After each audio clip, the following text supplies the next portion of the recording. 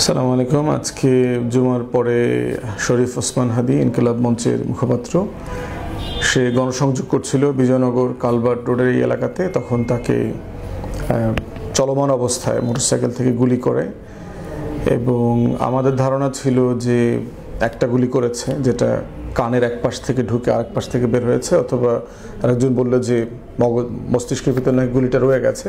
তো টেকনিক্যাল জায়গায় আমি যাব না। আমাদের মূল বিষয় হচ্ছে যে এই রকম একটা আশঙ্কার খবর আমরা আরও মাস দুই আগে পেয়েছিলাম। পার্টিকুলারলি আমাদেরকে একটা সোর্স জানিয়েছে যে আমার নিজের কথা বলেছে ওসমান হাদি এবং হাসনাত তিনজনকে অ্যাসাসিনেট করার জন্য একটা পরিকল্পনা করা হয়েছে।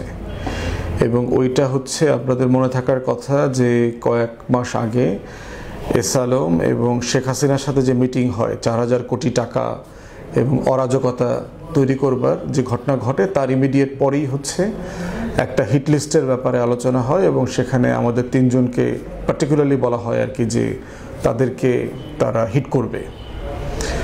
তো তখন আমরা যেহেতু সোর্সটা খুব ক্রেডিবল এবং খুবই বিশ্বস্ত মনে হয়েছে, আমরা তখন এক দুজন খুব গুরুত্বপূর্ণ পত্রিকার সাংবাদিক এবং সম্পাদকদের সাথে বসেছি, কথা বলেছি, তাদেরকে জানিয়েছি।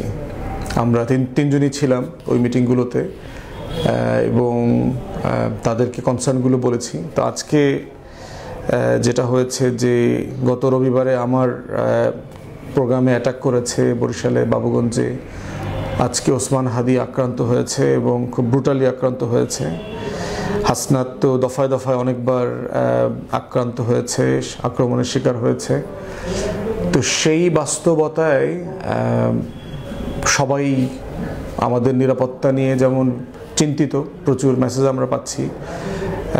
আমরা সবার প্রতি অনেক কৃতজ্ঞতা, শুকরিয়া এবং আল্লাহ তাআলার কাছে দোয়া করা। নিরাপত্তা এমন একটা জিনিস যে পৃথিবীতে আসলে কোনো ফোর্স, কোনো ব্যক্তি, কোনো সংস্থা, বাহিনী আসলে কাউকে নিরাপত্তা দিতে পারে না। নিরাপত্তা দেওয়ার মালিক আমরা বিশ্বাস করি আল্লাহ রাব্বুল আলামিন, এবং উনি নিরাপত্তা দেন এবং নিরাপত্তা কেড়ে নেন। তো সেই জায়গাতে আল্লাহ তাআলার কাছে উপরে ভরসা করা, ওনার কাছে দোয়া চাওয়া ছাড়া ইনফ্যাক্ট আমাদের খুব বেশি কিছু করবার নাই। আর বাকিটা হচ্ছে যে এই সন্ত্রাসীরা আসলে কি করতে চাচ্ছে, কারা কারা হতে পারে এখানে। প্রথমত হচ্ছে যে আমি যাদেরকে সাসপেক্ট করি সেই সাসপেক্টের জায়গায় প্রথম হচ্ছে যে এস আলমের টাকায় হাসিনার সাথে দিল্লিতে যে মিটিং হয়েছে, দিল্লির যে আধিপত্যবাদের বিরুদ্ধে আমরা কথা বলি, আজাদির জন্য কথা বলি, সেই অংশটা। এবং আমাদেরকে তো হাজার হাজার মেসেজ ফোন দিয়ে কন্টিনিউয়াসলি এই হুমকি ধামকি। এরপর হচ্ছে আমাদের ফোন নাম্বার আওয়ামী লীগের বিভিন্ন সাংবাদিকদের মাধ্যমে আওয়ামী লীগের বিভিন্ন ব্যক্তি এগুলো পাবলিক করে দেয়। সেখান থেকে আমরা শত শত হাজার হাজার ফোন মেসেজ আসে, গালাগালি, হুমকি, মেরে ফেলবে, এটা সেটা, এগুলো তো আমরা কন্টিনিউয়াসলি পাই।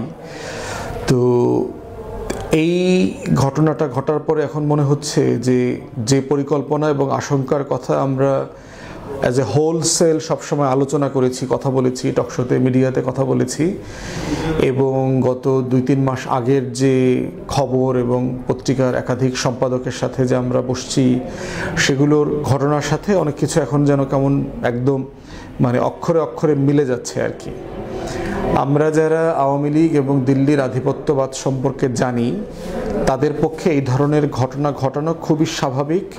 তারা এই ধরনের ঘটনা হাজারবার ঘটিয়েছে বাংলাদেশে, এবং আমরা ইতিহাস থেকে বারবার বলেছি কিভাবে দিল্লির সহায়তায় আওয়ামী গুন্ডা বাহিনী এই কাজগুলো, এই অরাজকতার রাজনীতিকে প্রাতিষ্ঠানিক রূপ দিয়েছে গত 40-45 বছরে। এবং তাদের এমন একটা মানুষ, তাদের নেতা নেত্রী হাসিনা, যে আসছেই হচ্ছে একটা জিঘাংসা নিয়ে বাংলাদেশের রাজনীতিতে খুনের রাজনীতি করবার জন্য।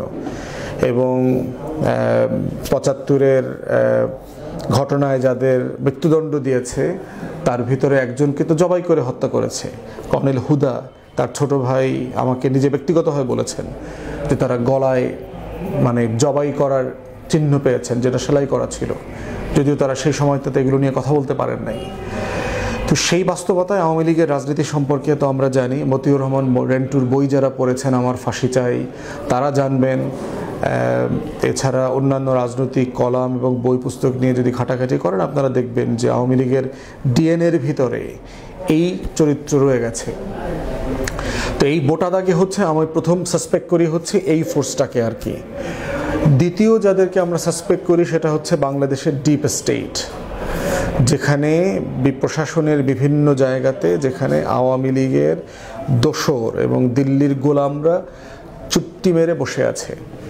তারা বিভিন্ন সময় বিভিন্ন আঙ্গিকে দেখবেন আওয়ামী লীগকে পুনর্বাসন করা, আওয়ামী লীগ জাতীয় পার্টি ছাড়া নির্বাচন ইনক্লুসিভ হবে না, জুলাই গণ অভ্যুত্থান মুক্তিযুদ্ধের বিপক্ষের শক্তি, রাজাকার জঙ্গি মৌলবাদীদের উত্থান হচ্ছে, এই সবগুলো বিষয়কে দেখবেন বয়ান আকারে তারা হাজির করবার চেষ্টা করে। এবং এই ডিপ স্টেটের বিভিন্ন অংশ বিভিন্ন সময় আমাদেরকেও এই হুমকি ধামকির মধ্যে রাখে আর কি, যেটা আওয়ামী ফাঁসিবাদের আমলে আমরা দেখেছি। প্রশাসনের বিভিন্ন অংশ যারা পরিকল্পিতভাবে এই সরকারকে ব্যর্থ করা, অরাজকতা তৈরি করা, তথ্য পাচার করা, সিচুয়েশনকে অস্থিতিশীল করা, যে কোনো ঘটনাটাকে আন্দোলনের নামে, ন্যায্য আন্দোলনের নামে অস্থিরতা তৈরি করা। সচিবালয় সাম্প্রতিককালে আপনারা দেখেছেন যে কর্মকর্তা কর্মচারীরা আন্দোলনের নামে যেগুলো করছে সেগুলো আর কি।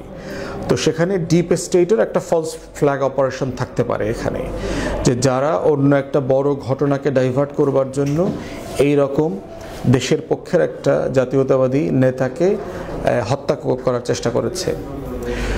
তৃতীয়ত ফোর্স হচ্ছে বাংলাদেশের রাজনৈতিক দুর্বৃত্তপনা যেটা আছে। আপনি এখানে অলিগার্ক আছে, এখানে শেয়ার বাজার লুণ্ঠনকারী আছে, দুর্নীতিবাজ আছে, চাঁদাবাজ আছে, গুন্ডা বদমাইশ মাস্তান আছে, যে যারা এই সমাজটাকে মোটা দাগে রাষ্ট্রটাকে রাষ্ট্র হইতে দেয় না, দিতে চায় না। যাদের ব্যাপারে হাদিও বলেছে এর আগে যে সংসদে গেলে আমি তাদের সবার নাম প্রকাশ করব, যেহেতু ঢাকা ৮ হচ্ছে ঢাকার কেন্দ্র, শহরের কেন্দ্রবিন্দু, 0 পয়েন্ট বলতে পারেন বাংলাদেশের। সেই 0 পয়েন্টে যে শত শত কোটি টাকা, হাজার হাজার কোটি টাকার লেনদেন, বাণিজ্য, তারপরে ফেরিওয়ালাদেরকে নিয়ে, হকারদেরকে নিয়ে, রাস্তার লোকদেরকে নিয়ে যে টোকাই চাঁদাবাজরা আছে তাদের বিরুদ্ধে সে কথা বলেছে। তো এই শ্রেণীটাও কোনো না কোনোভাবে তাকে প্রতিদ্বন্দ্বী এবং ভবিষ্যতের জন্য হুমকি মনে করতে পারে। তো এই তিনটা সম্ভাবনার জায়গা আমরা দেখতে পাই যে এই ঘটনার পিছনে কারা জড়িত থাকতে পারে। হতে পারে ধরেন আওয়ামী লীগেরই রাকিব নামক কোনো গুন্ডা, ধরেন কলকাতা দুবাই থাকে শাহাদাত নামক কোনো গুন্ডা বাহিনী শীর্ষ সন্ত্রাসীদেরকে দিয়ে এই কাজটা করাইলো, এবং এমন লোককে দিয়ে করাবে যে লোকটা হয়তো একটা রাজনৈতিক দলের কর্মী, তাকে দিয়ে করাইলো। আবার সেই কর্মীটা হয়তো ওসমান হাদির ক্যাম্পেইনে অনেক দিন থেকে তাকে ফলো করতেছে, অংশগ্রহণ করতেছে, গণসংযোগে লিফলেট বিলাচ্ছে তার হয়ে। অতএব সেই রকম একটা ঘোজামিল দেওয়া চক্র এমনও হইতে পারে যে একটা মাইনরিটি গোষ্ঠী এটার সাথে ইনভলভ করবে, যাকে দিয়ে গুলিটা করাবে, যে পরবর্তীতে সীমান্তবর্তী অঞ্চল দিয়ে পালিয়ে চলে যেতে পারবে। এরকম অনেকগুলো বাস্তবতা এখানে জড়িত থাকতে পারে। সেটা অফকোর্স গোয়েন্দা সংস্থার দায়িত্ব, এসবি, ডিবি যারা আছে তারা, ডিজিএফআই, এনএসআই, তারা কালেকটিভলি এগুলো দেখবে এবং তাদের দায়িত্ব এগুলোকে উন্মোচন করা। এবং এই আমরা দেখতে চাই না যে সীমান্ত হয়ে এরকম গারো পাহাড়ের কোনো মানুষ পালায়া ওই পারে চলে গেছে, পরে পোস্ট দিল নিঝুম মজুমদার এবং হার্পিক মজুমদাররা যারা আছে তারা যে কয়টা উইকেট পড়ছে, কয়টা বাকি আছে এরকম। তো সেই